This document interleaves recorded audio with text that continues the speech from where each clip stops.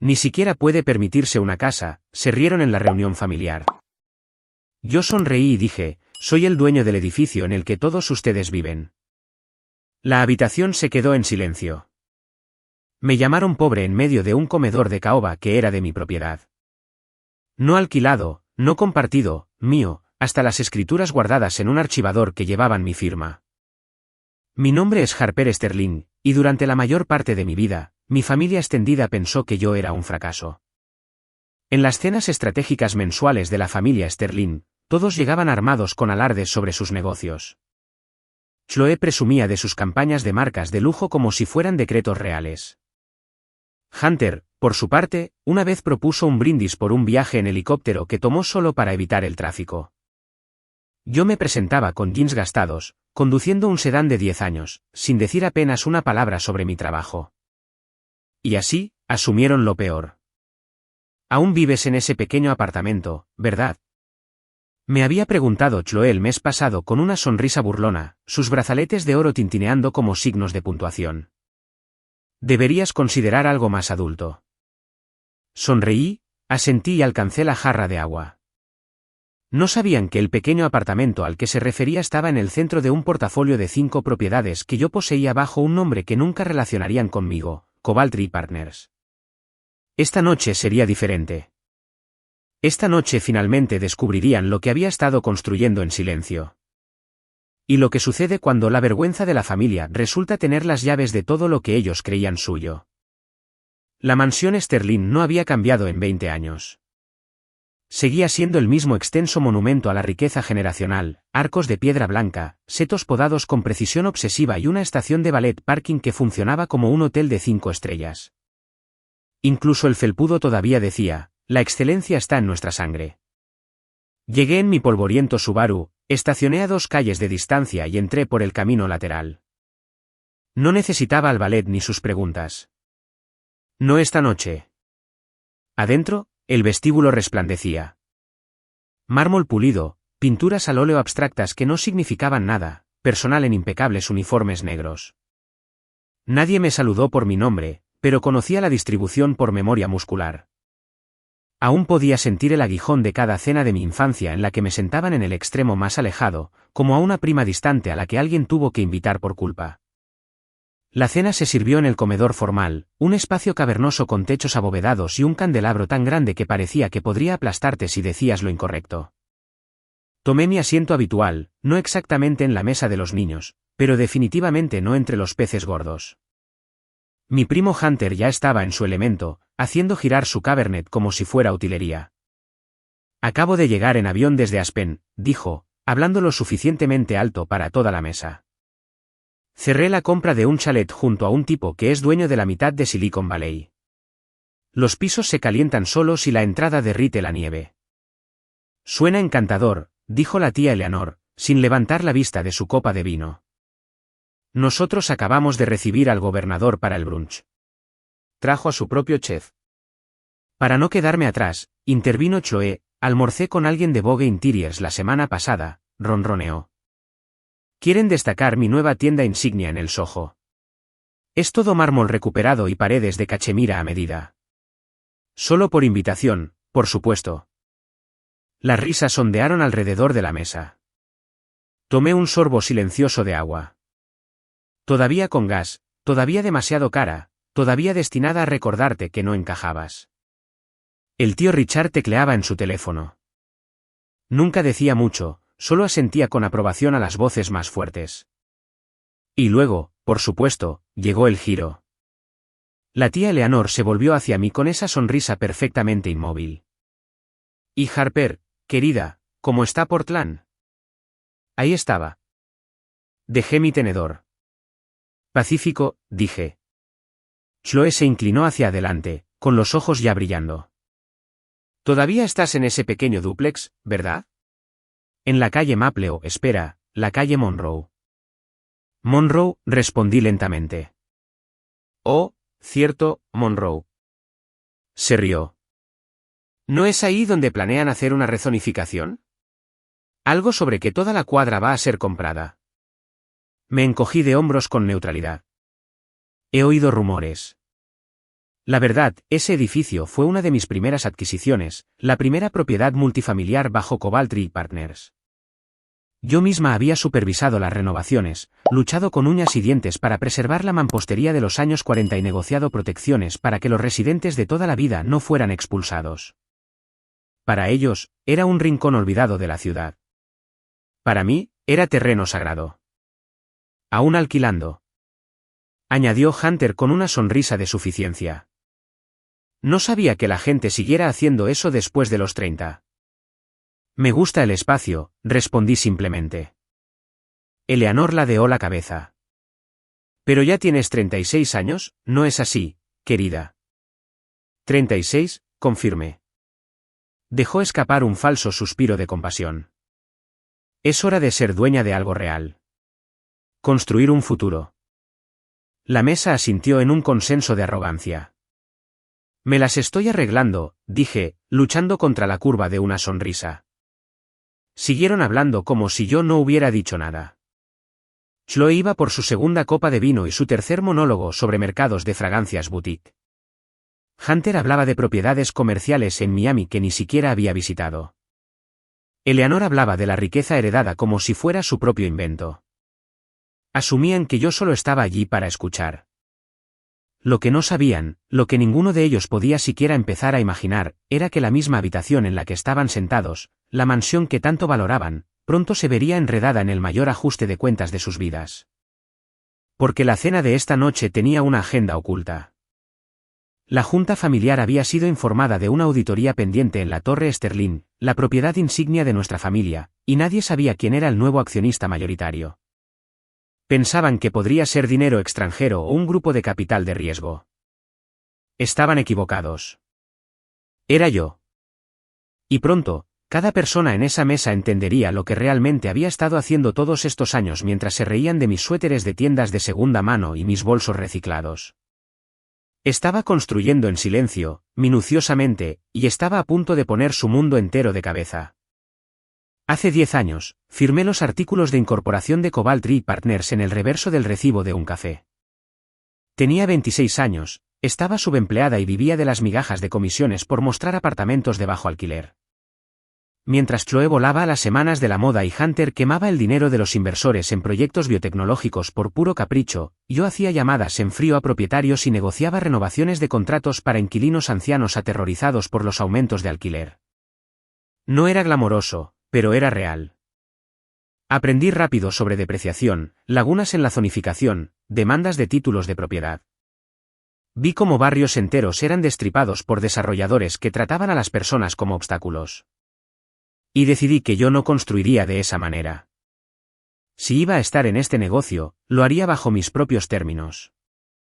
Cobalt Tree comenzó de a poco, un edificio de 4 unidades en el sureste de Portland, luego un complejo de 8 unidades. Me asocié con contratistas que creían en un pago justo. Mantuve los alquileres estables. Restauré edificios en lugar de borrarlos. Y mientras mi familia desestimaba mi trabajito de bajo nivel, yo estaba ensamblando algo que ellos no podían comprender, una reputación. Para cuando cumplí 30 años, tenía suficiente capital para empezar a moverme de manera diferente. Creé subsidiarias, fideicomisos, empresas fantasma dentro de otras empresas fantasma, no para esconder riqueza, sino para proteger mis intenciones. No quería que me persiguieran para pedirme asociaciones ni salir en los titulares. Quería el control. Y entonces, la Torre Sterling salió a la venta. Era un monumento familiar, un rascacielos envejecido en el centro de la ciudad construido por mi bisabuelo, alguna vez un faro de orgullo. Pero con los años, se había convertido en un pozo ciego de mala gestión y corrupción. Los contratos de arrendamiento estaban inflados. Los presupuestos de mantenimiento estaban falsificados. Los inquilinos se quejaban ante oídos sordos. La junta actual, repleta de miembros de la familia, quería venderla discretamente a un comprador que no hiciera demasiadas preguntas. Yo hice todas las preguntas a través de una firma con sede en Denver, respaldada por un fondo de capital sin vínculos directos conmigo. Cobalt Tree adquirió una participación mayoritaria del 78% en la Torre Sterling. Ni una sola persona de mi familia lo sabía, y así es exactamente como yo lo quería. Pasé los siguientes 6 meses revisando los libros contables del edificio. Lo que encontré me dio náuseas. Mi primo Hunter había desviado fondos de reparaciones para cubrir los costos de cierre de su propiedad en Colorado. La firma de marcas de Chloe había facturado al edificio por eventos de participación de residentes que nunca ocurrieron. Y la tía Eleanor estaba desviando dinero a través de un servicio de limpieza que, técnicamente, era propiedad de su esposo. No solo era poco ético, era ilegal. Pero no los denuncié. Todavía no. En cambio, elaboré un plan de transición, uno que traería una administración independiente, restauraría la transparencia financiera y preservaría el edificio como vivienda asequible para los inquilinos de toda la vida. El anuncio sería público, los resultados de la auditoría, condenatorios. Pero quería que lo escucharan primero, cara a cara. Por eso acepté asistir a la cena familiar. Pensaban que yo era solo la prima callada de Portland. No sabían que tenía las escrituras de su legado. Y mañana por la mañana, todos se enterarían.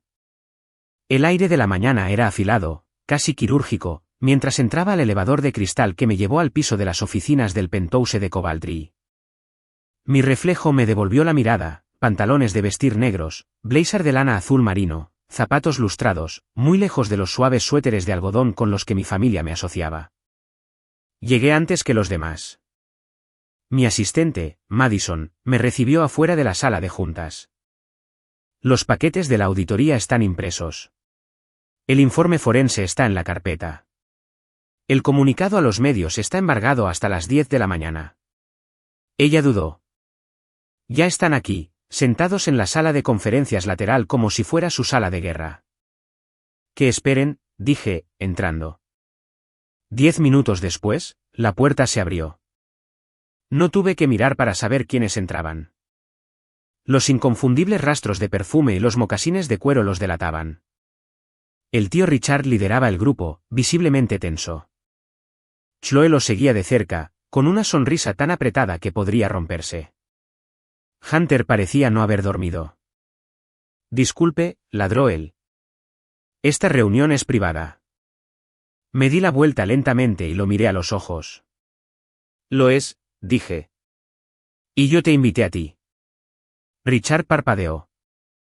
Harper. Asentí. Bienvenidos. Por favor, tomen asiento. El silencio se espesó mientras asimilaban la vista.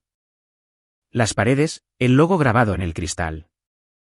Esta es tu oficina, susurró Eleanor. Lo es. ¿Y trabajas para?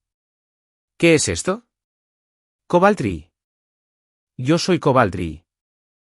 Se habría podido escuchar caer un alfiler. Tú, Chloe rió una vez, de forma hueca y aguda. Tú eres dueña de la Torre Sterling. Sí, dije simplemente. Junto con los informes de auditoría, el registro de deudas, el historial de contratistas y los nuevos estatutos operativos que hoy firmarán. ¿O rechazarán? No, murmuró Hunter. Esto es una broma. Tú muestras apartamentos. Tú alquilas. Yo renuevo. Yo preservo. Yo construyo, dije, con voz uniforme. Y he estado viendo a esta familia desangrar un edificio en nombre de la tradición. Eso termina hoy. Abrí la carpeta y deslicé el primer informe sobre la mesa. La página 12 detalla retiros no autorizados por un total de $2.3 millones, dije, mirando a Hunter. Tu retiro en el Valle de Aspen fue pagado con los fondos para la reparación del techo. Se puso pálido como un fantasma. La página 21 detalla un presupuesto de marketing que no cuadra con ningún evento real. Chloe, tu firma de marcas facturó 3 meses de programación para inquilinos, ninguno de los cuales ocurrió. Ella intentó hablar, pero solo articuló la palabra no. Y Eleanor, añadí, pasando suavemente a la siguiente sección. La empresa de limpieza que enviaba facturas a través de una entidad no registrada. Una empresa fantasma propiedad de tu esposo. Un clásico. Eleanor dejó caer su copa de vino. ¿Expondrías a tu propia familia?, preguntó con los ojos muy abiertos. No, dije. Ustedes se expusieron solos. Yo solo estoy sosteniendo el espejo. Richard no había dicho una palabra. Ahora se removió en su silla, con voz baja. Podemos arreglar esto. Podemos limpiarlo discretamente. Demasiado tarde, respondí. A las 10 de la mañana se publica el comunicado de prensa. El público sabrá que Cobalt Ridge está implementando reformas operativas en toda la Torre Sterling. Eso incluye supervisión independiente, total transparencia y, sí, revisión legal de transacciones pasadas. Hunter se puso de pie, furioso. ¿Quieres arruinarnos? Quiero reiniciarnos, dije. El teléfono de Chloe vibró. Leyó la pantalla y el color desapareció de su rostro. Ya salió, susurró. Cobalt Ridge confirma que la nueva directora ejecutiva, Harper Sterling, adquiere $1.900 millones en bienes raíces urbanos, clasificada en el top 3 de desarrollo ético. Los demás me miraron como si me hubiera vuelto irreconocible. ¿De verdad vivías en ese apartamento?, preguntó Chloe, atónita. Aún lo hago, respondí. Me mantiene con los pies en la tierra. A diferencia de la ilusión a la que todos ustedes se aferran. Hubo una pausa larga y sofocante. Luego, Richard preguntó, ¿qué quieres de nosotros? Quiero que recuerden sobre qué se construyó el apellido Sterling, dije en voz baja. Significaba protección, comunidad, legado. Ustedes lo convirtieron en un chiste. Me levanté y recogí las carpetas. Así que aquí está su opción, firmen los estatutos y trabajen conmigo. O empaquen sus cosas. Hay un lindo conjunto de condominios básicos disponibles en los suburbios. Incluso les perdonaré la tarifa de solicitud. Al salir de la sala, no di un portazo. No lo necesitaba. El silencio detrás de mí era el sonido del poder cambiando de manos. El comunicado de prensa se publicó exactamente a las 10 de la mañana. Para las 17, mi teléfono tenía 17 llamadas perdidas, 5 mensajes de texto y 2 mensajes de voz, uno del tío Richard, y otro de Chloe que comenzó entre lágrimas y terminó con algo que sonaba a rabia envuelta en incredulidad. No escuché ninguno de los dos. En cambio, vi los titulares de noticias desfilar por la pantalla plana silenciada en la pared de mi oficina. Se revela que la directora ejecutiva de Cobalt Ridge, Harper Sterling, adquiere silenciosamente el control mayoritario de la Torre Sterling en un histórico acuerdo de recuperación. Me llamaron invisible. Resulta que la invisibilidad es solo el primer paso para ser subestimado, y luego, volverse innegable. En menos de 24 horas, las paredes comenzaron a agrietarse. Eleanor anunció su renuncia a 3 juntas de fundaciones locales. La razón oficial fue salud mental y enfoque familiar. La verdadera razón, los rumores sobre el mal uso de subvenciones públicas y contratos nepotistas con proveedores se hacían más fuertes cada hora. La agencia de marcas de lujo de Chloe perdió 3 cuentas importantes para el final de la semana. Su firma fue puesta en la lista negra de todo un fideicomiso de bienes raíces corporativos después de que documentos filtrados mostraran que había facturado por duplicado un evento de bienestar para inquilinos que nunca tuvo lugar. Su esposo solicitó la separación el lunes siguiente. La explicación pública fue horarios irreconciliables. Hunter se retiró por completo. Ni declaraciones públicas, ni tuits defensivos. Incluso su retiro en Aspen se volvió silencioso. Según una fuente, intentó vendérselo al desarrollador asumiendo una gran pérdida. Pero no todo fue destrucción. Siempre había creído que el tipo correcto de consecuencia no solo castiga, sino que remodela. 3 días después del anuncio, el tío Richard volvió a llamar. Esta vez le contesté. Yo no lo sabía, dijo, con la voz quebrada. Ninguno de nosotros lo sabía. Nunca preguntaste, respondí. Estabas demasiado ocupado dejándote impresionar por el ruido. Hizo una pausa, y luego dijo algo inesperado. Quiero aprender. No para recuperarlo, solo para entenderlo. Y por primera vez, escuché sinceridad en su voz. Ni orgullo, ni miedo, solo humildad.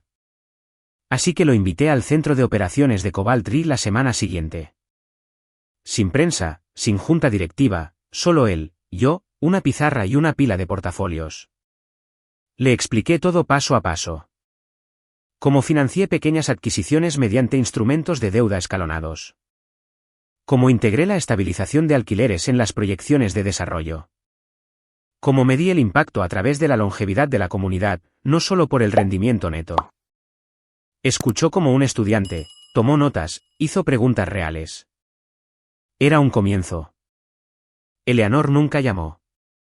Pero una semana después, recibí una nota escrita a mano en papel de carta marfil grueso, sin firma. 2 palabras, tenías razón. Eso fue todo. Y Chloe. Ella fue quien más me sorprendió. 6 meses después, asistí a un evento local para una organización sin fines de lucro de viviendas de transición que mi empresa financiaba. Estaba escaneando la multitud cuando la vi. Vestida con sencillez, el cabello recogido, sin equipo de cámaras. Estaba ayudando a una niña a atarse los zapatos y organizando un contenedor de donaciones para abrigos de invierno. No me vio. Estaba bien. Tal vez la redención no siempre comienza con una disculpa. Tal vez comienza con una acción. Yo seguía viviendo en mi apartamento de la calle Monroe. La gente seguía asumiendo que alquilaba. Los dejé.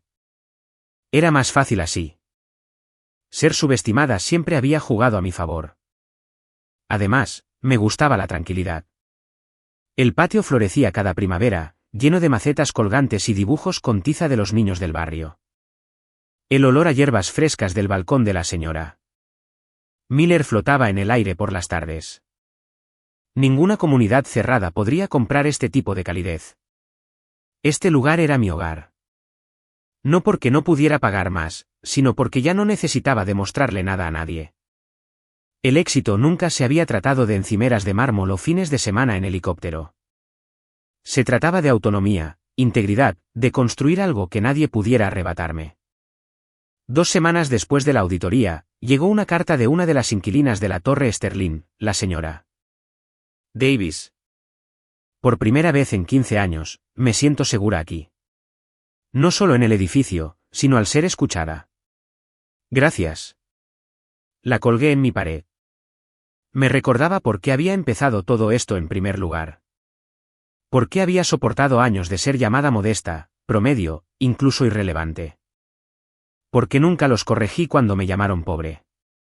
Porque yo no construía para las apariencias. Construía para la permanencia, para la justicia, para el legado. 6 meses después, la reunión de invierno de la familia Sterling no tuvo lugar en la antigua mansión. Ocurrió en el patio central de la Torre Sterling. Sin pasillos de mármol, sin extravagancias con catering de lujo. Solo sillas plegables, linternas brillantes y el sonido de niños riendo junto a casitas de jengibre. Lo que solía ser un frío monumento al estatus, ahora zumbaba de vida. Mi familia se presentó de manera diferente. Chloe usaba tenis y servía chocolate caliente con auténtica calidez. Hunter ayudó a un inquilino anciano a colgar luces, sin cámaras a la vista. El tío Richard hablaba con los residentes, no por encima de ellos. Incluso la tía Eleanor se pasó por allí, callada, observadora, sin maquillaje, sin actuaciones. Mi madre se sentó junto a la señora Davis, escuchándola con una suavidad que yo no había visto en décadas. Ella me encontró cerca de la fuente. Esto es lo que construiste, me dijo en voz baja. Yo solo despejé el espacio, respondí. Ellos hicieron el resto. ¿Pero por qué?, preguntó. ¿Por qué bienes raíces? Lo pensé. Pensé en los primeros años, en las propiedades abandonadas, en los inquilinos asustados, en las noches de insomnio leyendo leyes de zonificación. Porque cuando construyes algo que da refugio a las personas, dije, construyes algo que perdura. Ella asintió. ¿Y ahora? Ahora entiendo que el legado no es algo que heredas, le dije. Es algo que creas, elección tras elección. Más tarde, salí a mis escaleras de incendios, observando cómo la Torre Sterling brillaba en la distancia. Ya no era un símbolo de arrogancia, sino de restauración, de comunidad. Mi teléfono vibraba con ofertas, entrevistas, asociaciones, elogios. Los dejé esperar. Para mí, el éxito no se trataba de ruido. Se trataba de cimientos. Si alguna vez te han dicho que eres demasiado callada, demasiado simple, demasiado pequeña, recuerda esto, no tienes que gritar para importar. Solo tienes que construir algo real. Y a veces, la mejor venganza es convertirte exactamente en quien ellos pensaron que nunca podrías ser. No esperé su respuesta. Regresé a la suite de arriba, un despacho que una vez estuvo reservado para la tía Eleanor, ahora preparado para su nueva ocupante. El horizonte de la ciudad se extendía amplio más allá del cristal que iba del suelo al techo. El Pacífico brillaba con ese borde dorado que solo se ve a última hora de la tarde. Liam ya estaba allí, con una botella de champán enfriándose en una hielera. ¿Crees que aceptarán el trato?, preguntó. Ya lo hicieron, dije, mirando mi teléfono. Las notificaciones llegaban como olas. La renuncia del primo Carter se había formalizado. La jubilación anticipada de Eleanor había sido anunciada públicamente. La votación de la Junta había sido aprobada. Por poco, pero aprobada. Para la puesta de sol, era oficial. El imperio que una vez se rió de mi ambición ahora me reportaba a mí. Me serví una copa y caminé hacia el escritorio. Mi escritorio ahora. Metí la mano en mi bolso y saqué un viejo papel impreso. Tenía los bordes desgastados y la tinta descolorida, pero las palabras seguían siendo claras. Era el correo de rechazo, el que Eleanor me había enviado 6 años atrás. Harper, aunque respetamos tu entusiasmo, tus instintos de liderazgo no están alineados con las expectativas del grupo Sterling. Creemos que un rol de apoyo puede ser más apropiado en esta etapa de tu desarrollo. Sonreí, lo doblé una vez y lo deslicé en el cajón junto a una nueva carta, mi nombramiento como presidenta ejecutiva de la Junta. Las llamadas comenzaron poco después. 2 primos, luego el mismísimo Carter. Mensajes cargados de pánico, culpa, excusas. ¿Cómo pudiste hacerle esto a tu tía? No tenías que humillarlos. Somos familia, Harper. ¿Familia? ¿Familia? ¿Dónde estaba esa palabra cuando estuve de pie en esa sala de juntas con las manos temblorosas y mis ideas ignoradas? ¿Dónde estaba cuando salí por la puerta envuelta en risas burlonas? No respondí a ninguno de ellos. Solo escribí un mensaje en el chat grupal de la familia. No se preocupen por el apellido de la familia. El grupo Sterling finalmente está en manos capacitadas. Luego apagué mi teléfono y contemplé la ciudad. No lo hice por venganza. No por poder. Por paz. Una paz que me había ganado no a través de la agresión, no a través de gritos o tratando de probar mi valía a personas que nunca me escucharon, sino construyendo algo tan innegable que se vieron obligados a prestar atención. Ya no necesitaba que creyeran en mí. Me convertí en el tipo de mujer en la que tenían que creer. Porque a veces, la mejor venganza no es venganza en absoluto. Es convertirte en la persona a la que ahora deben rendirle cuentas. Aunque Eleanor tenía razón en una cosa, en aquel entonces, yo no estaba calificada para trabajar en el grupo Sterling.